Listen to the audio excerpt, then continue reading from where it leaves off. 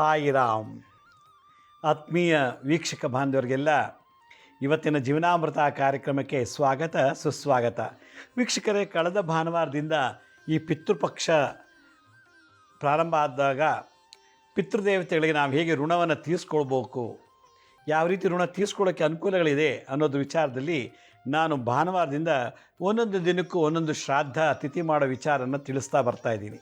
ನಿತ್ಯ ಶ್ರಾದ್ದ ಮತ್ತು ಕಮಲ ಶ್ರಾದ್ದ, ಸಪಿಂಡ ಶ್ರಾದ್ದ ಅಂತೆಲ್ಲ ಹೇಳಿದೆ. ಏನಕ್ಕೆ ಮಾಡಬೇಕು, ಯಾವ ಕಾರಣಕ್ಕೆ ಮಾಡಬೇಕು ಅಂಥೇಳಿ ವಿಚಾರನ ಹೇಳಿ ಅದಕ್ಕೆ ಪರಿಹಾರ ತಿಳಿಸ್ತಾ ಬರ್ತಾಯಿದ್ದೀನಿ. ಈ ಪಿತೃಪಕ್ಷದ ಈ ಒಂದು ಪಕ್ಷದಲ್ಲಿ ಗೌರಿ ಹಬ್ಬ, ಗಣಪತಿ ಹಬ್ಬ, ಯುಗಾದಿ ಹಬ್ಬ, ಸಂಕ್ರಾಂತಿ ಹಬ್ಬ, ದೀಪಾವಳಿ ಯಾವ ಹಬ್ಬ ಮಾಡಲಿಲ್ಲ ಅಂದ್ರೂ ಪಿತೃಪಕ್ಷದಲ್ಲಿ ಪಿತೃದೇವತೆಗಳಿಗೆ ನಾವು ಸಂತೃಪ್ತಿ ಮಾಡಿದಷ್ಟು ಒಳ್ಳೆಯದು. 100%ಅಲ್ಲಿ 85% ಪಿತೃಶಾಪ ಜಗತ್ತಲ್ಲಿ ಜಾಸ್ತಿ ಇರೋದು. ನಾವು ಅಪ್ಪ ಅಮ್ಮಂಗೆ ಹೊಡಿತೀವಿ, ಅಪ್ಪ ಅಮ್ಮನಿಗೆ ಬೈತೀವಿ, ಅಪ್ಪ ಅಮ್ಮನಿಗೆ ಊಟ ಹಾಕಲ್ಲ, ಮನೆಯಿಂದ ಹೊರಗೆ ಹಾಕ್ತೀವಿ. ಅವ್ರ ಆಸ್ತಿ ಬೇಕು, ಅವ್ರು ಮಾಡಿರೋ ದುಡ್ಡು ಬೇಕು, ಅವ್ರು ಬೇಡ. ಎರಡನೇದು, ಪಿತ್ರಾರ್ಜಿತ ಆಸ್ತಿ ಬಂದ ತಾತ ಮುತ್ತಾತರಿಂದ ಅದು ಅನುಭವಿಸ್ತೀವಿ. ಆದರೆ ಪಿತೃದೇವತೆಗಳು ನಾವು ಈ ಒಂದು ಪಿತೃಪಕ್ಷದವರಿಗೆ ಸಂತೃಪ್ತಿ ಮಾಡೋದಿಲ್ಲ. ಹೀಗಾಗಿ ನಾವು ಪಿತೃಶಾಪಕ್ಕೆ ಗುರಿಯಾಗಿಬಿಟ್ಟಿರ್ತೀವಿ. ಇವತ್ತಿನ ಸಂಚಿಕೆಯಲ್ಲಿ ತ್ರಿಪಿಂಡ ಶ್ರಾದ್ದ, 3 ಅಂದರೆ 3, ತ್ರಿಪಿಂಡ ಶ್ರಾದ್ದ ಅಂದ್ರೇನು, ಯಾತಕ್ಕೆ ಮಾಡಬೇಕು ಅನ್ನೋದನ್ನು ನನ್ನದೇ ಆದಂಥ ಅನುಭವದಲ್ಲಿ ತಿಳಿಸ್ತೀನಿ. ನಾನು ಈ ಗರುಡ ಪುರಾಣ, ಪದ್ಮಪುರಾಣ ಮತ್ತು ಭಾಗವತದಲ್ಲಿ ಕೆಲವು ಇದ್ರ ಬಗ್ಗೆ ಮಾತಾಡ್ತಾರೆ, ಶ್ರಾದ್ದ ಬಗ್ಗೆ. ಜ್ಯೋತಿಷ್ಯ ಶಾಸ್ತ್ರದಲ್ಲಿ ಪರಿಹಾರ ಜ್ಯೋತಿಷ್ಯ ಅಂತ, ರೆಮಿಡಿಯಲ್ ಆಸ್ಟ್ರಾಲಜಿ ಅಂತಿದೆ. ಆ ರೆಮಿಡಿಯಲ್ ಆಸ್ಟ್ರಾಲಜಿಲಿ ಯಾರಿಗೆ ಸೂರ್ಯ ಶನಿ, ಸೂರ್ಯ ತಂದೆ, ಶನಿ ಮಗ, ಪಿತೃಶಾಪ ಹೆಂಗೆ ಬರುತ್ತೆ ಅನ್ನೋದನ್ನು ಜಾತಿಲಿ ಸೂರ್ಯ ಮತ್ತು ಶನಿ ಯಾವ್ಯಾವ ಸ್ಥಾನದಲ್ಲಿ ಯಾವ ಜೊತೆ ಹೇಗಿದ್ದಾರೆ ಅಂತ ನೋಡಿದಾಗ ಪಿತೃಶಾಪಗಳು ಬರ್ತದೆ. ಅದನ್ನು ನಿವಾರಣೆ ಮಾಡೋಕ್ಕೆ ನಾರದ ಜ್ಯೋತಿಷ್ಯ ಶಾಸ್ತ್ರದಲ್ಲಿ ಪರಾಶರ ಅವರ ಶಾಸ್ತ್ರ, ವರಾಹಮಿಹಿರ ಅವರು ಈ ಒಂದು ಪಿತೃದೇವತೆಗಳ ಶಾಪ ನಿವಾರಣೆಗೆ ಹಲವಾರು ಪರಿಹಾರಗಳನ್ನು ಹೇಳಿದ್ದಾರೆ. ಅದನ್ನು ಆಧಾರವಾಗಿಟ್ಕೊಂಡು ನಾನು ಈ ಎಪಿಸೋಡ್ಸ್ ಮಾಡ್ತಾ ಬರ್ತಾಯಿದ್ದೀನಿ. ಇವತ್ತು ತ್ರಿಪಿಂಡ ಶ್ರಾದ್ದ ಯಾಕೆ ಮಾಡಬೇಕು ಅಂಥೇಳಿ. 3 ಅಂದರೆ 3 ತಲೆಮಾರಿನವ್ರಿಗೆ ನಾವು ಪಿತೃದೇವತೆಗಳಿಗೆ ಸಂತುಷ್ಟಿ ಮಾಡಬೇಕು, ತೃಪ್ತರಾಗುವಂತೆ ಮಾಡಿ ಅವ್ರ ನರಕದಿಂದ ಬಿಡುಗಡೆ ಮಾಡಿ ಮುಕ್ತಿ ಅಥವಾ ಮೋಕ್ಷಕ್ಕೆ ಕಳಿಸ್ಬೇಕು. ಇಲ್ಲ ಮತ್ತೆ ರೀಬರ್ತ್ ಆಗೋದರೆ ರೀಬರ್ತ್ಗೆ ನಾವು ಅವಕಾಶ ಮಾಡಿಕೊಡ್ಬೇಕು. ಪಿತೃ ಕಾರ್ಯ ಯಾಕೆ ಮಾಡ್ತೀವಿ ಅಂದರೆ ನರಕದಲ್ಲಿ ಅನುಭವಿಸ್ತಿರೋ ಯಾತನೆಯಿಂದ ಬಿಡುಗಡೆ ಮಾಡಿ ಎಲ್ಲರೂ ಯಾವುದೋ ದೇಶದಲ್ಲಿ ಯಾರ್ದೋ ಮನೇಲಿ ಮತ್ತೆ ಉಡ್ಲಿಕ್ಕೆ ನಾವು ಅವಕಾಶ ಮಾಡ್ಕೊಳ್ಳೋಕ್ಕೆ ಮಾಡುವಂಥ ಪೂಜೆ ಪಿತೃ ಕಾರ್ಯ ಅಂತೇಳಿ. ಈಗ ಭಾನುವಾರ ಅಮಾವಾಸ್ಯೆ ಬರ್ತಾ ಇದೆ, ಮಹಾಲಯ ಅಮಾವಾಸ್ಯೆ. ಅಮಾವಾಸ್ಯೆ ಮುಂಚೆ 7 ದಿವಸ ನಾವು ಮಾಡಬೇಕಾದಂಥ ಏನು ಈ ಪಿತೃಪಕ್ಷದ ಸಪ್ತಾಹ ಹೇಗೆ ಮಾಡೋದು ಅಂತ ತಿಳಿಸ್ತಾ ಇದ್ದೀನಿ. ಇವತ್ತು ತ್ರಿಪಿಂಡ ಶ್ರಾದ್ದದಲ್ಲಿ ಯಾಕೆ ಮಾಡಬೇಕು, 3 ತಲೆಮಾರು ತ್ರಿಪಿಂಡ, ನಮ್ಮ ತಂದೆ, ನಮ್ಮ ತಂದೆಯ ತಂದೆ, ನಮ್ಮ ತಾತನ ಅವರು ಎಲ್ರಿಗೂ ನಾವು ಮುಕ್ತಿ ಅಥವಾ ಸದ್ಗತಿ ಕೊಡಿಸ್ಲಿಕ್ಕೆ ಮಾಡುವಂಥ ಒಂದು ಶ್ರಾದ್ದ. ಈ ಯಾರು ಮಾಡಬೇಕು, ಯಾತಕ್ಕೆ ಮಾಡಬೇಕು ಅಂತೇಳಿ. ನಾನೀಗ ಹುಟ್ಟಿದೆ, ನನ್ನ ಅಪ್ಪ ಅಮ್ಮನಿಗೆ ನನ್ನನ್ನು ಜನ್ಮ ಕೊಟ್ಟು ಸಾಕ್ತಾ ಇದ್ದಾರೆ. ನಾನೊಂದು 2 ವರ್ಷ ಮುಗಿದ್ದಾಗ ಇನ್ನೊಬ್ರಿಗೆ ದತ್ತು ಕೊಟ್ಬಿಡ್ತಾರೆ. ಸೊ ನಾನು ದತ್ತು ಪುತ್ರನಾದೆ ಇನ್ನೊಬ್ಬರಿಗೆ. ಅವ್ರಿಗೆ ಮಕ್ಕಳಿಲ್ಲ, ಅವ್ರಿಗೆ ಮಕ್ಕಳಾಗಲ್ಲ ಅಂತ ಗೊತ್ತಾದ ಮೇಲೆ ನನ್ನ ದತ್ತು ತಗೋತಾರೆ. ನಾನು ದತ್ತುಪುತ್ರ, ಜನ್ಮ ಕೊಟ್ಟವರು ಈ ತಂದೆ ತಾಯಿ, ಸಾಕ್ತಾ ಇರೋರು ಯಾರು, ಅವರು. ಈಗ ನಾನು ಯಾರ ವೀರ್ಯದಿಂದ, ಯಾರ ರಕ್ತದಿಂದ ಹುಟ್ಟಿದ್ದೀನೋ ಅವ್ರಿಗೆ ಜನ್ಮತ ತಂದೆ ತಾಯಿಗಳು, ಅವರು ಪೋಷಣೆ ಮಾಡಿದಂಥವ್ರು ಯಾರು, ನನ್ನನ್ನು ದತ್ತು ತೊಗೊಂಡಿರೋರು. ಈಗ ನನಗೆ 2 ತಾಯಂದಿರು, 2 ತಂದೆಯರು. ಒಂದು ಜನ್ಮ ಕೊಟ್ಟಂಥ ತಂದೆ ತಾಯಿ, ಇನ್ನೊಬ್ಬರು ದತ್ತು ತೊಗೊಂಡಿರೋಂಥ ತಂದೆ ತಾಯಿ. 4 ಜನಕ್ಕೂ ನಾನು ಕೇರ್ ಟೇಕರ್. ದತ್ತು ತೊಗೊಂಡಿರ್ಬೋದು, ಆದರೆ ಜನ್ಮ ಕೊಟ್ಟಿರೋದು ಇವ್ರು ನನಗೆ. ಇದು ಒಂದು. ನಾನು ಜನ್ಮ ಕೊಟ್ಟಂಥ ತಂದೆ ತಾಯಿಗೂ ಮನನೋಯಿಸಿ, ಸಾಕಿದ ತಂದೆ ತಾಯಿಗೂ ಕೂಡ ಮನನೋಯಿಸಿ, ನನಗೆ ಮದುವೆ ಮಾಡ್ತಾರೆ. ಮದುವೆ ಮಾಡಿದ್ಮೇಲೆ ನನಗೆ ಅತ್ತೆ ಮಾವ ಬರ್ತಾರೆ. ಸೊ ಅಲ್ಲಿಗೆ 3 ಕುಟುಂಬ ಆಯಿತು. ಒಂದು ನನಗೆ ಜನ್ಮ ಕೊಟ್ಟಂಥವ್ರು, ಒಂದು ನನ್ನ ದತ್ತು ತೊಗೊಂಡು ಸಾಕ್ತವ್ರು, ನನಗೆ ಹೆಣ್ಣು ಕೊಟ್ಟಂಥವ್ರು ತಂದೆ ತಾಯಿ. ಈ 3 ಕುಟುಂಬ, 3 ಅಂದರೆ 3, ಈ 3 ಕುಟುಂಬದವ್ರಿಗೂ ಕೂಡ ಸದ್ಗತಿ ಕೊಡಿಸುವಂಥ ಒಂದು ಕಾರ್ಯ ತ್ರಿಪಿಂಡ. ನನ್ನ ತಂದೆ ತಾಯಿ ಅವರು 21 ತಲೆಮಾರಿನವರು, ನನ್ನ ಸಾಕಿದ ತಂದೆ ತಾಯಿ ಅವರು 21 ತಲೆಮಾರಿನವರು, ನನಗೆ ಕನ್ಯಾದಾನ ಮಾಡಿ ಮದುವೆ ಮಾಡಿಕೊಟ್ಟಂಥವ್ರು ಅವರು 21 ತಲೆಮಾರು. ಅವರೆಲ್ಲರಿಗೂ ಸದ್ಗತಿ ಕೊಡಲಿಕ್ಕೆ ಒಂದು ಒಳ್ಳೆಯ ಅವಕಾಶ ಇದೆ ಜಗತ್ತಿನಲ್ಲಿ. ನಾವು ಊಟ ಕೊಡಲ್ಲ, ಬಟ್ಟೆ ಕೊಡಲ್ಲ, ಏನು ಕೊಡೋದವರು ಕೂಡ ಪಿತೃಪಕ್ಷದಲ್ಲಿ ಪಿತೃಕಾರ್ಯದಲ್ಲಿ ನಾವು ಅವರಿಗೆ ಪಿಂಡ ಪ್ರದಾನ ತಿಲತರ್ಪಣ ಮಾಡಬೇಕು ಅಂಥೇಳಿ ಭಗವಾನ್ ಮಹಾವಿಷ್ಣು ಗರುಡಗೆ ಉಪದೇಶ ಮಾಡ್ತಾರೆ.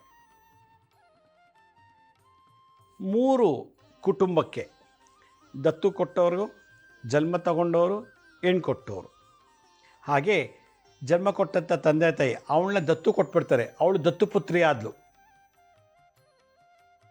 ದತ್ತುಪುತ್ರಿ ಆದಮೇಲೆ ಅವರು ಕನ್ಯಾದಾನ ಮಾಡ್ತಾರೆ. ಮದುವೆ ಮಾಡ್ಕೊಂಡು ಅವಳು ಹೋಗ್ತಾಳೆ ಗಂಡನ ಮನೆಗೆ. ಅವಳಿಗೆ 3 ಸಂಬಂಧಗಳು ಬರ್ತದೆ. 3 ಇವ್ರಿಗೆಲ್ರಿಗೂ ಕೂಡ ಅವ್ರಿಗೆ ಶಾಂತಿಯನ್ನು ಕೊಡಲಿ, ಮತ್ತು ಬೇಗ ಮುಕ್ತಿ ಮೋಕ್ಷ ಸಿಕ್ಕಲಿ, ಇಲ್ಲ ರೀಬರ್ತ್ ಆಗಲಿ ಅಂತ ಪ್ರಾರ್ಥನೆ ಮಾಡುವಂಥ ಕಾರ್ಯ ತ್ರಿಪಿಂಡ ಶ್ರಾದ್ದ ಅಂಥೇಳಿ. ನನಗೆ 3 ಕಡೆಯಿಂದ ಋಣ ಇದೆ.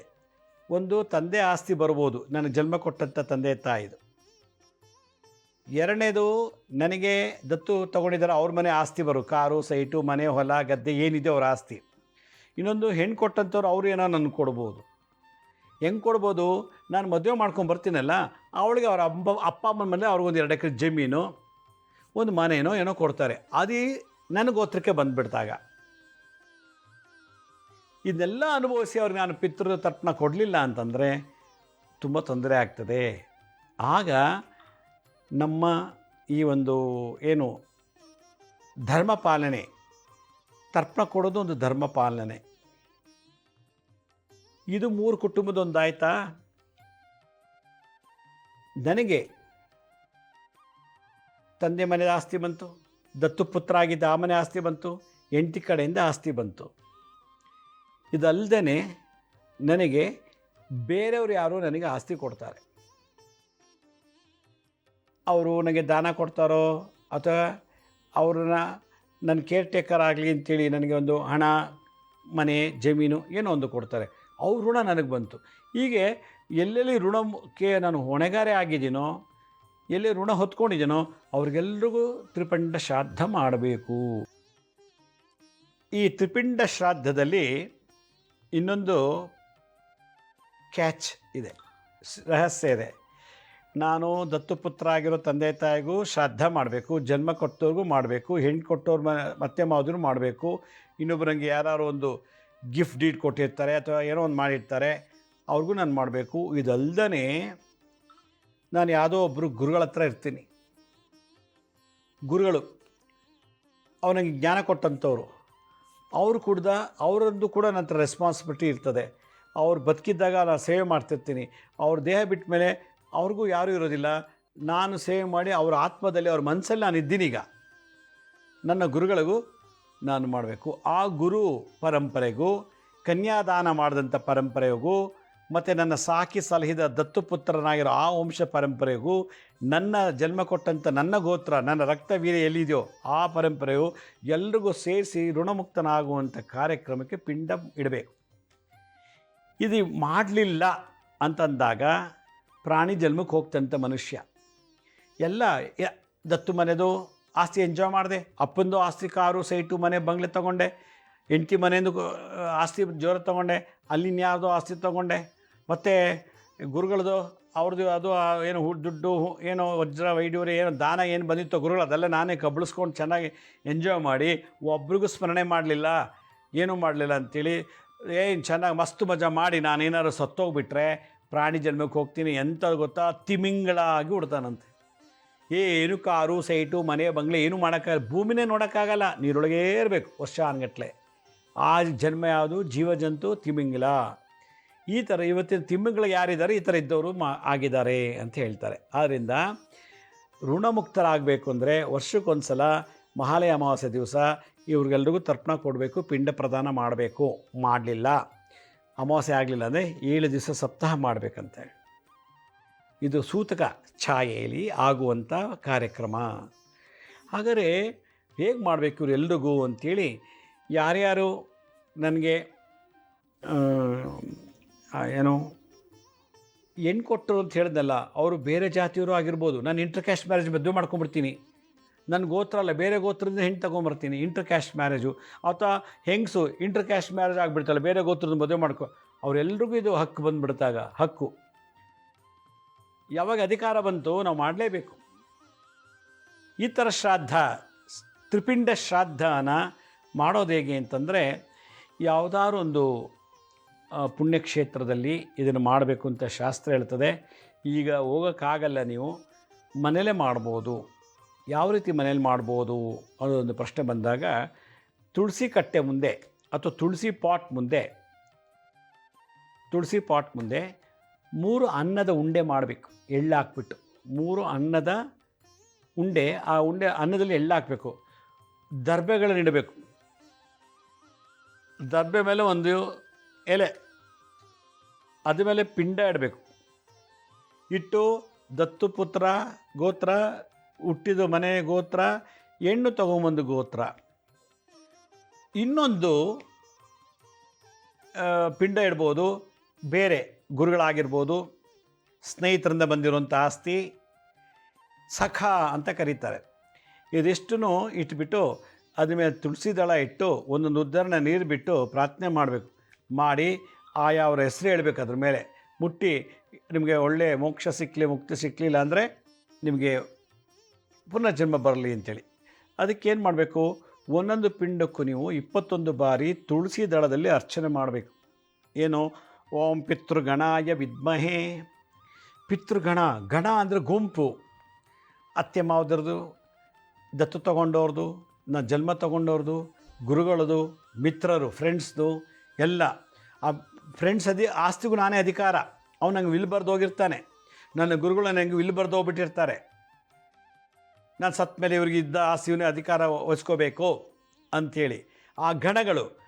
ಅದಕ್ಕೆ ಓಂ ಪಿತೃಗಣಾಯ ವಿದ್ಮಹೇ ಜಗದ್ಧಾರಿಣಿ ಧೀಮಹಿ. ಜಗತ್ ಅಂದರೆ ಇಡೀ ಬ್ರಹ್ಮಾಂಡ, ಅದರಲ್ಲಿ ಯಾರ್ಯಾರು ಋಣಗಳು ನಾನು ಧಾರಣೆ ಮಾಡಿದ್ದೀನೋ ಅಂಥದ್ದೆಲ್ಲ ದೋಷ ಅವರೆಲ್ರಿಗೂ ನಿವಾರಣೆ ಆಗಿ ಅವ್ರಿಗೆ ಮುಕ್ತಿ ಮೋಕ್ಷ ಪ್ರಾಪ್ತಿಯಾಗಲಿ ಅಂಥೇಳಿ ಏನು ಮಾಡಬೇಕು, ತನ್ನೋ ಪಿತೃ ಪ್ರಚೋದಯಾತ್ ಅಂಥೇಳಿ ಒಂದೊಂದು ಪಿಂಡಲ್ಲಿ ತುಳಸಿನಲ್ಲಿ ಅರ್ಚನೆ ಮಾಡಬೇಕಂತೆ. ಓಂ ಪಿತೃಗಣಾಯ ವಿದ್ಮಹೇ ಜಗದ್ಧಾರಿಣಿ ಧೀಮಹಿ ತನ್ನೋ ಪಿತೃ ಪ್ರಚೋದಯಾತ್. ಓಂ ಪಿತೃಗಣಾಯ ವಿದ್ಮಹೇ ಜಗದ್ಧಾರಿಣಿ ಧೀಮಹಿ ತನ್ನೋ ಪಿತೃ ಪ್ರಚೋದಯಾತ್ ಅಂಥೇಳಿ ಒಂದೊಂದು ಪಿಂಡಕ್ಕೂ, ಯಾಕೆಂದರೆ ಬೇರೆ ಬೇರೆ ಗೋತ್ರ ಅಲ್ಲ. ಇದು ಭಾಳ ಸಿಂಪಲ್, ಲಘುವಾಗಿ ಮಾಡೋದು. ಇದು ಅಘೋರೆ ಸಾಧನೆಯಲ್ಲಿ ಇವೆಲ್ಲ ಬರ್ತದೆ. ಅಘೋರಿಗಳು ಕೂಡ ಇದನ್ನು ಮಾಡ್ತಾರೆ. ತ್ರಿಪಿಂಡ ಶ್ರಾದ್ದ ಶಾಸ್ತ್ರೋಕ್ತವಾಗಿ ಮಾಡ್ತಿರೋದು ಬೇರೆ ಇದೆ. ಅದಕ್ಕೆ ನಾರಾಯಣ ಬಲಿ, ಮೋಕ್ಷ ಪ್ರೇತ ನಾರಾಯಣ ಬಲಿ ಎಲ್ಲ ಮಾಡ್ತಾರೆ. ಮೋಕ್ಷ ನಾರಾಯಣ, ಪ್ರೇತ ನಾರಾಯಣ ಅಂಥೇಳಿ ಮಾಡಿ ಅದಕ್ಕೆಲ್ಲ ಮಾಡ್ತಾರೆ. ಸಪಿಂಡೀಕರಣ ಎಲ್ಲ ಮಾಡ್ತಾರೆ. ಇದು ಭಾಳ ಲಘುವಾಗಿ ಸಿಂಪಲ್ಲಾಗಿ ಈ ಒಂದು ಪಿತೃಪಕ್ಷದ ಸಮಯದಲ್ಲಿ 6ನೇ ದಿನ ಇದನ್ನು ಮಾಡುವಂಥದ್ದು. ಇದನ್ನು ಮಾಡಿ ಅದನ್ನೆಲ್ಲ ತೊಗೊಂಡೋಗಿ ಹಸು ತಿನ್ನಿಸ್ಬೇಕು, ಇಲ್ಲ ನದಿಗೆ ಬಿಡಬೇಕಂತೆ. ನದಿಗೆ ಬಿಡಬೇಕು. ಹರಿಯೋ ನದಿ ನಡ್ಕೊಂಡು ಹೋಗ್ಬೇಕು. ಹರಿಯೋ ನದಿಲಿ ಅದು ಹರ್ಕೊಂಡು ಹೋಗ್ಬೇಕು. ಹರ್ಕೊಂಡು ಹೋಗಿ ಅಲ್ಲಿ ಮೀನು, ತಿಮಿಂಗ್ಳ, ಮೊಸಳೆ ಎಲ್ಲ ತಿನ್ಬಿಡ್ಬೇಕು. ಆಗ ನೀವು ಯಾರ್ಯಾರು ಹೆಸರು ಹೇಳಿ ಪ್ರಾರ್ಥನೆ ಮಾಡಿ ಪಿಂಡ ಇಟ್ಟಿದ್ರೋ ಅವರೆಲ್ರಿಗೂ ಸದ್ಗತಿ ಸಿಗುತ್ತೆ. ಆಗ ಅವರೆಲ್ಲರನ್ನ ಆಶೀರ್ವಾದದಿಂದ ಕಳೆದು ಹೋದ ಆಸ್ತಿ ಮತ್ತೆ ಬರ್ಬೋದು. ಕಳ್ಕೋಬೇಕು ಅಂದಾಗ ಅದನ್ನು ಉಳಿಸ್ಕೊಳ್ಳೋವಂಥದ್ದು. ಮದುವೆ ಆಗಿಲ್ಲ, ಮದುವೆ ಆಗ್ತದೆ. ಮಕ್ಕಳಾಗಿಲ್ಲ, ಮಕ್ಕಳಾಗ್ತದೆ. ಯಾಕಂದ್ರೆ ಋಣ ಇರೋದ್ರಿಂದ ನಾವು ಅವ್ರಿಗೆ ನೆನೆಸ್ತಾ ಇಲ್ಲ, ಬಿಟ್ಬಿಟ್ಟಿದ್ದೀವಿ, ಮರ್ತು ಬಿಟ್ಟಿದ್ದೀವಿ. ಅದರಿಂದ ತುಳಸಿ ಕಟ್ಟೆ ಮುಂದೆ ಇದನ್ನು ಮಾಡಬೇಕು ಅಂತ ಹೇಳ್ತಾರೆ. ಮನೆ ಒಳಗಲ್ಲ, ತುಳಸಿ ಬೃಂದಾವನ, ಅಲ್ಲಿ ತುಳಸಿಗೆ ಜೀವಂತವಾಗಿ ಬೆಳೆದಿರೋ ಗಿಡ ಇರಬೇಕು. ಖಾಲಿ ಬೃಂದಾವನ ಇಟ್ಟು ಮಾಡೋದಲ್ಲ, ನಿಜವಾದ ತುಳಸಿ ಅಲ್ಲಿ ಬೆಳೆಸಿರ್ಬೇಕು. ತುಳಸಿ ಪಾಟ್ ಮುಂದೆ ಈ ಕರ್ಮವನ್ನು ಮಾಡಿದ್ದೆ ಅಂದರೆ ಅವರಿಗೆ ಈ ಜನ್ಮದಲ್ಲಿ ಎಲ್ಲ ಪಿತೃದೇ ಗಣಗಳದ ಆಶೀರ್ವಾದ ಆಗುತ್ತೆ. ಓಂ ಪಿತೃಗಣಾಯ ವಿದ್ಮಹೇ ಜಗದ್ಧಾರಿಣೀ ಧೀಮಹಿ ತನ್ನೋ ಪಿತೃ ಪ್ರಚೋದಯಾತ್. ಓಂ ಪಿತೃಗಣಾಯ ವಿದ್ಮಹೇ ಜಗದ್ಧಾರಿಣೀ ಧೀಮಹಿ ತನ್ನೋ ಪಿತೃ ಪ್ರಚೋದಯಾತ್. ಈ ಥರ ಒಂದು ಸಂಸ್ಕಾರ ವಿಧಿ ಮಾಡಬೇಕು. ಇದು ಹಿಂದೂಗಳಾಗಿ ಹುಟ್ಟಿದ ಮೇಲೆ ಇದು ಮಾಡಲೇಬೇಕು. ಹುಟ್ಟಿದ ಮೇಲೆ ಅವ್ರಿವ್ರ ಆಸ್ತಿ ತಿಂದು ಕಬಳಿಸ್ಕೊಂಡ್ಬಿಟ್ಟಿರ್ತೀವಿ, ಅನ್ಯಾಯದಲ್ಲಿ ಗಳಿಸಿರ್ತೀವಿ, ಮೋಸ ಮಾಡಿ ಗಳಿಸಿರ್ತೀವಿ, ಇಲ್ಲ ಪಿತ್ರಾಜಿತವಾಗೇ ಬಂದಿರ್ತದೆ, ಎಲ್ಲ ಇರುತ್ತೆ. ಇದು ಮಕ್ಕಳು ಮೊಮ್ಮಕ್ಕಳು ಅನುಭವಿಸೋಕ್ಕೆ ಅವಕಾಶ ಸಿಗೋದಿಲ್ಲ. ಯಾಕೆಂದರೆ ಅಂಗವಿಕಲ ಮಕ್ಕಳು ಹುಟ್ರೆ ಏನು ಅನುಭವಿಸ್ತಾರೆ? 5 ಕಾರಿದೆ, ಅಂಗವಿಕಲ ಮಗಳು, ಅಂಗವಿಕಲ ಮಗ ಹೆಂಗೆ ಓಡಿಸ್ತಾರೆ ಅವರು ಕಾರಣ? 500 ಎಕರೆ ಜಮೀನಿದೆ, 5,000 ಕೋಟಿ ದುಡ್ಡಿದೆ, ಅಂಗವಿಕಲರು ಏನು ಮಾಡ್ತಾರೆ? ಪಿತೃಶಾಪದಿಂದ ಮಕ್ಕಳೇ ಇರ್ತಾರೆ, ಹುಡ್ತಾರೆ. ಇದು ಮಕ್ಕಳೇ ಆಗಲ್ಲ. ಎಷ್ಟೋ ಜನ ದತ್ತು ತೊಗೊಂಡಿದ್ದಾರೆ, ಅವ್ರಿಗೂ ಮಕ್ಕಳಾಗಿಲ್ಲ. ದತ್ತು ತೊಗೊಂಡ್ರು 2ನೇ ವಯಸ್ಸಿನಲ್ಲಿ, ಮಗು ಚಿಕ್ಕ 2 ವಯಸ್ಸಲ್ಲಿದ್ದು ದತ್ತು ತೊಗೊಂಡ್ರು, ಬೆಳೆದ ದೊಡ್ಡನಾದ ಓದ್ದ, ಎಲ್ಲ ಮದುವೆ ಆಯಿತು, ದತ್ತು ತೊಗೊಂಡಿರೋರಿಗೆ ಮಕ್ಕಳಾಗಿಲ್ಲ. ಕರ್ಮ. ಈ ಥರದ್ದೆಲ್ಲ ದೋಷ ಪಿತೃಶಾಪದಿಂದ ಬರ್ತದೆ. ಯಾರಿಗೆ ಈ ಪಿಂಡ ಪ್ರದಾನ ಮಾಡೋಕ್ಕಾಗಲ್ಲ, ವರ್ಷ ಮಾಡಬೇಕು ಪಿತೃದೇವತೆಗಳಿಗೆ. ಆಗ ನಾವು ಯಾರ ಹತ್ರ ಹೋಗಿ ಹೇಳ್ಕೋಬೇಕು? ಕಾಯಿಲೆ ಬಂದರೆ ಡಾಕ್ಟರ್ ಹತ್ರ ಹೋಗಿ ಹೇಳ್ಕೋತೀವಿ. ಏನಾದರೂ ತೊಂದರೆ ಆದರೆ ಪೊಲೀಸ್ ಸ್ಟೇಷನ್ಗೂ ಕಂಪ್ಲೇಂಟ್ ಕೊಟ್ಟು ಸಾಲ್ವ್ ಮಾಡ್ಕೋತೀವಿ. ಅಲ್ಲೂ ಆಗಲಿಲ್ಲ ಕೋರ್ಟ್ಗೆ ಹೋಗಿ ಸಾಲ್ವ್ ಮಾಡ್ಕೊಡ್ತೀವಿ. ಆದರೆ ಈ ಪಿತೃಶಾಪ ಇವೆಲ್ಲ ಇದ್ದಾಗ ಯಾರ ಹತ್ರ ಹೋಗಿ ಹೇಳ್ಕೋಬೇಕು? ಗುರುಗಳ ಹತ್ರ ಹೋಗಿ ಹೇಳ್ಕೋಬೇಕಂತೆ. ತಾಯಿನೂ ಇಲ್ಲ, ತಂದೆಲಿಂದ ಗುರು ಎಲ್ಲ, ಮಾತಾ ಪಿತಾ ದೈವ ಎಲ್ಲವೂ ಗುರು. ಅಂಥ ಗುರುಗಳ ಹತ್ರ ಹೋಗಿ ಪರಿಹಾರ ಕೇಳಿ ಪರಿಹಾರ ಮಾಡ್ಕೊಳ್ಬೇಕು ಅಂತ ಗುರು ಸಮಿತಿ ಹೇಳುತ್ತೆ. ಆದರೆ ಎಲ್ಲ ಜಾತಿಯವ್ರಿಗೂ ಗುರುಗಳಿಲ್ಲ, ಕೆಲವು ಧರ್ಮದವ್ರಿಗೆ ಗುರುಗಳೇ ಇಲ್ಲ. ಆದರೆ ಗುರು ಬೇಕು, ಇಲ್ಲ, ಏನು ಮಾಡೋದು? ಅದಕ್ಕೋಸ್ಕರ ಗುರುಗಳಿಗೆ ಗುರುಗಳಾದಂಥವ್ರು, ಎಲ್ಲ ಜಗತ್ತಿನ ಎಲ್ಲ ಗುರುಗಳಿಗೂ ಬಾಸ್ ಯಾರು? ದತ್ತಾತ್ರೇಯರು. ಬ್ರಹ್ಮ ವಿಷ್ಣು ಮಹೇಶ್ವರ 3 ಎನರ್ಜಿಯಿಂದ ಉತ್ಪತ್ತಿಯಾದಂಥವ್ರು. ಅವ್ರ ತಾಯಿ ಗರ್ಭದಿಂದ ಬಂದಿಲ್ಲ. ಹಾಗೆ 3 ಎನರ್ಜಿಯಿಂದ, ಪ್ರೋಟಾನ್, ನ್ಯೂಟ್ರಾನ್, ಎಲೆಕ್ಟ್ರಾನ್ಸಿಂದ, ಮಾಲಿಕ್ಯೂಲ್ಸಿಂದ ಆಟಮ್ಸ್ ಆಗಿ, ಆಟಮ್ಸಿಂದ ಸೆಲ್ಲಾಗಿ, ಸೆಲ್ಲಿಂದ ಟಿಶ್ಯೂಸ್ ಆಗಿ ಬಾಡಿ ಫಾರ್ಮ್ ಆಗಿರುವಂಥ ಅಮರ ಜೀವಿ, ಇನ್ನೂ ಜೀವಂತವಾಗಿರುವಂಥ ದತ್ತಾತ್ರೇಯರು ಸೇವೆ ಮಾಡಬೇಕಂತೆ. ಗುರುಗಳಿಗೆಲ್ಲ ಗುರುಗಳು, ನಾವು ಎಲ್ಲ ಜನ್ಮದ ಗುರುಗಳಿಗೂ ಈ ಜನ್ಮದಲ್ಲಿ ನಾವು ಋಣ ತೀರ್ಸ್ಕೋಬೋದಂತೆ. ಹೇಗೆ ಅಂದರೆ, ಇದೇ ವರ್ಷ 2027 ಡಿಸೆಂಬರ್ 4ನೇ ತಾರೀಕು ದತ್ತಾತ್ರೇಯರು ಹುಟ್ಟಿದ್ದ ದಿನ, ದತ್ತ ಜಯಂತಿ. ಆವತ್ತಿನ ದಿವಸ ಮದುವೆ ಆಗಿಲ್ಲ, ಮದುವೆ ಆಗಿದೆ ಮಕ್ಕಳಾಗ್ತಿಲ್ಲ, ಮಕ್ಕಳಾಗ್ತಿದೆ ಅಬಾರ್ಷನ್ ಆಗ್ತಿದೆ, ಮಕ್ಕಳಾಗ್ತಿರೋ ಅಂಗವಿಕಲ ಮಕ್ಕಳು ಹುಡ್ತಾ ಇದ್ದಾರೆ, ಸಾಲಬಾಧೆ, ಮೈ ತುಂಬ ರೋಗ, ಆಕ್ಸಿಡೆಂಟ್ಸು, ಬ್ಲ್ಯಾಕ್ ಮ್ಯಾಜಿಕ್ ನರಳ್ತಾ ಇದ್ದೀವಿ, ಭೂತ ಪ್ರೇತಗಳ ಬಾಧೆಯಿಂದ ನರಳ್ತಾ ಇದ್ದೀವಿ, ಬಿಸ್ನೆಸ್ ಲಾಸು, ಉದ್ಯೋಗ ಇದೆ, ಸ್ಯಾಲರಿ ಇಲ್ಲ, ಪ್ರಮೋಷನ್ ಇಲ್ಲ, ಮತ್ತು ಬಿಟ್ಟು ಬೇರೆ ಬೇರೆ ಉದ್ಯೋಗಗಳು, 1 ವರ್ಷಕ್ಕೆ 2-3 ಸಲ ಜಾಬ್ ಚೇಂಜ್ ಮಾಡೋದು, ಮನೆಯೊಳಗೆ ಗಲಾಟೆ, ಮನೇಲಿ ನೆಮ್ಮದಿ ಇಲ್ಲ, ಇದೆಲ್ಲ ಗುರುಬಲ ಇಲ್ಲ ಅಂದಾಗ ಆಗೋದು. ಅದಕ್ಕೆ ಇದೇ ವರ್ಷ ಡಿಸೆಂಬರ್ 4ನೇ ತಾರೀಕು ಗುರುವಾರನೇ ಬಂದಿದೆ. ಅವತ್ತು ಹುಣ್ಣಿಮೆ. ಆ ಹುಣ್ಣಿಮೆ ದಿವಸ, ದತ್ತಾತ್ರೇಯ ಜಯಂತಿ ದಿವಸ, ನಾವು 1008 ದಂಪತಿಗಳನ್ನು, 108 ಮದುವೆ ಆಗಿರೋ ಬ್ರಹ್ಮಚಾರಿಗಳು, 108 ಬ್ರಹ್ಮಚಾರಿಣಿಯವರೆಲ್ಲರೂ ಒಟ್ಟಿಗೆ ಸೇರಿಸಿ ಒಂದು ಗುರುಪಾದಕ ಪೂಜಾ ಅಂತ ಮಾಡ್ತಾಯಿದ್ವಿ. ಜಾತಿಗೆ ಗುರುಬಲ ವೃದ್ಧಿ ಆಗಲಿಕ್ಕೆ, ಪಿತೃಶಾಪಗಳು ಎಲ್ಲ ನಿವಾರಣೆ ಆಗಲಿಕ್ಕೆ. ಅದಕ್ಕೆ ಯಾವ ರೀತಿ ಮಾಡ್ತಾಯಿದ್ವಿ ಪರಿಹಾರ ಅಂತಂದರೆ, ನೋಡಿ, ಈ ಥರ ಒಂದು ಮರದ ಪಾದಕೆಗಳನ್ನು ನಾವು ಕೊಡ್ತಾಯಿದ್ದೀವಿ. ಇದನ್ನು 32 ವೆರೈಟಿ ಅಧಿವಾಸ ಮಾಡ್ತೀವಿ. ಅಧಿವಾಸ ಅಂದರೆ ನೆನೆಸೋದು. ಹಾಲಲ್ಲಿ, ನೀರಲ್ಲಿ, ಮೊಸರು, ತುಪ್ಪ, ನವಧಾನ್ಯಗಳಲ್ಲಿ 5 ವೆರೈಟಿ ಹೂವು, 5 ವೆರೈಟಿ ಪತ್ರಗಳು, ಬಿಲ್ಪತ್ರೆ, ತುಳಸಿ, ದವನ, ಮರಗಾಯಿ, ಸೇವಂತಿಗೆ, ನವರತ್ನಗಳು, ಚಿನ್ನ, ಬೆಳ್ಳಿ, ನವಧಾನ್ಯಗಳೆಲ್ಲ ನೆನೆಸಿ 4ನೇ ತಾರೀಕು ಡಿಸೆಂಬರ್ ಗುರುವಾರ ಬೆಳಿಗ್ಗೆ ಇದನ್ನು ಯಾರ್ಯಾರು ನಮ್ಮ ಕಾರ್ಯಕ್ರಮಕ್ಕೆ ರಿಜಿಸ್ಟರ್ ಮಾಡ್ತಾರೋ ಅವ್ರಿಗೆ ಈ ಪಾದಕೆ ಕೊಟ್ಟು, 1008 ದಂಪತಿಗಳು, 108 ಬ್ರಹ್ಮಚಾರಿಗಳು, 308 ಬ್ರಹ್ಮಚಾರಿಣಿ ಅವ್ರ ಕೈಯಲ್ಲಿ ಇದಕ್ಕೆ ಪ್ರಾಣ ಪ್ರತಿಷ್ಠಾಪನೆ ಮಾಡಿಸಿ, ಇದಕ್ಕೆ ಅಭಿಷೇಕ ಮಾಡಿ 64 ವೆರೈಟಿ ಪೂಜೆ ಇದಕ್ಕೆ ಹೆಂಗೆ ಮಾಡೋದು ಅಂತ ನಾನು ಹೇಳ್ಕೊಡ್ತೀನಿ ಮುದ್ರಾ ಮಂತ್ರ ತಂತ್ರದಿಂದ. ಮಾಡಿದ್ಮೇಲೆ ಇದಕ್ಕೆ ಕಲಾಶಕ್ತಿ ತುಂಬಬೇಕು. ಇದಕ್ಕೆ ಕಲಾಹೋಮ ಮಾಡಿ, ಕಲಾಶಕ್ತಿ ಮನೇಲಿ ನೇಣಾಕೋತಾರೆ, ಆಕ್ಸಿಡೆಂಟಾಗಿ ಸಾಯ್ತಾರೆ, ವಿಪರೀತ ದುರ್ಮರಣ ಇತ್ತೀಚೆಗೆ. ಅದಾಗಬಾರ್ದು ಅಂದರೆ ದತ್ತಾತ್ರೇಯ ಒಂದು ಅಂಶ, ಶಿವ ಮೃತ್ಯುಂಜಯ ಹೋಮ ಮಾಡಿ ಇದಕ್ಕೆ ಶಕ್ತಿ ತುಂಬ್ತೀವಿ. ಮಾಟ ಮಂತ್ರ ತಂತ್ರ, ಕಾಳಸರ್ಪದೋಷ, ಕುಜದೋಷ, ಹೀಗೆ ಹಲವಾರು ದೋಷ, ಸರ್ಪದೋಷ ಇರ್ತದೆ, ಪಿತೃಶಾಪ, ಅದೆಲ್ಲ ಲಕ್ಷ್ಮೀ ನರಸಿಂಹರ ಹೋಮ, ಶತ್ರುಕಾಟ, ಸುದರ್ಶನ ಹೋಮ ಮಾಡಿ ಈ ಪಾದಕೆಗೆ ಶಕ್ತಿ ತುಂಬಿ ದತ್ತಾತ್ರೇಯ ಹೋಮ ಮುಖಾಂತರ ದತ್ತ ಗುರು ಶಕ್ತಿನ ಇದು ತುಂಬಿಕೊಡು. ಬ್ರಹ್ಮ ವಿಷ್ಣು ಮಹೇಶ 3 ಶಕ್ತಿನ ತುಂಬಿ ನಿಮಗೆ ಅವತ್ತು ಕೊಡ್ತೀವಿ. ಕೊಟ್ಬಿಟ್ಟು ಇದನ್ನು ತೊಗೊಂಡೋಗಿ ಮನೇಲಿ ದಿನನಿತ್ಯ ಪೂಜೆ ಮಾಡಬೇಕು. ಈ ಪಾದುಕೆಗಳು ಎಲ್ಲಿರ್ತದೋ ಗುರುಗೆ ದೇಹ ಪೂಜೆ ಇಲ್ಲ. ದೇವತೆಗಳಿಗೆ ಶರೀರದಿಂದ ಪೂಜೆ ಇದೆ, ಗುರುಗಳಿಗೆ ಪಾದ ಪೂಜೆ ಅಷ್ಟೇ, ಬೇರೆ ಏನಿಲ್ಲ.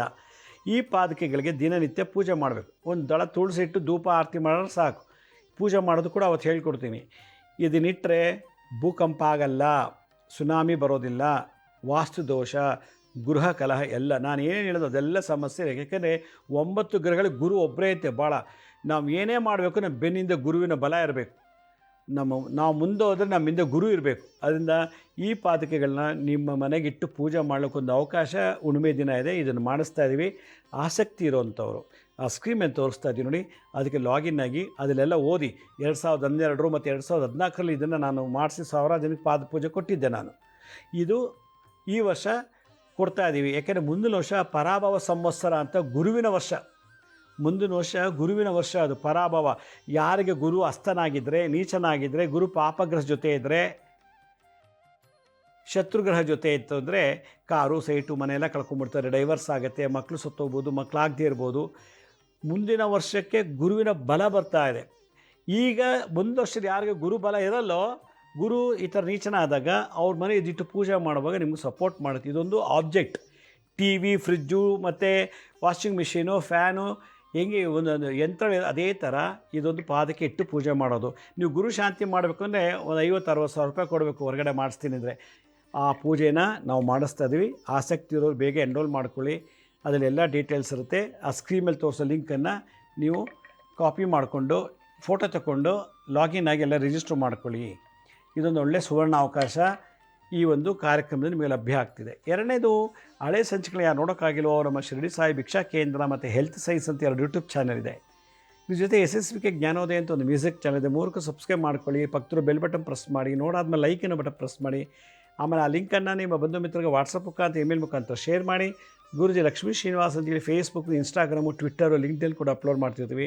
ಅಪಾಯಿಂಟ್ಮೆಂಟ್ ಬೇಕಿದ್ದರೆ ಮಾತ್ರ ನಾನು ಸ್ಕ್ರೀನ್ ಮೇಲೆ ತೋರಿಸೋ ಲಿಂಕನ್ನು ಕ್ಲಿಕ್ ಮಾಡಿ ನೀವೇ ಯಾವ ಡೇಟ್ ಯಾವ ಟೈಮ್ಗೆ ಅಪಾಯಿಂಟ್ಮೆಂಟ್ ಬುಕ್ ಮಾಡ್ಕೋಬೋದು ಅಂತ ಹೇಳ್ತಾ ಇವತ್ತಿನ ಸಂಚಿಕೆಯನ್ನು ಮುಗಿಸ್ತಾ ಇದ್ದೀನಿ. ನಾಳೆ ಸಂಚಿಕೆಯಲ್ಲಿ ಈ ಪಿತೃಪಕ್ಷದ ಉದ್ಯಾಪನೆ ಯಾವ ರೀತಿ ಮಾಡಬಹುದು ಅನ್ನೋದು ವಿಚಾರ ತಿಳಿಸ್ಕೊಡ್ತೀನಿ. ಅಲ್ಲಿವರೆಗೂ ನನ್ನ ನಮಸ್ಕಾರ. ಸಾಯಿರಾಮ್.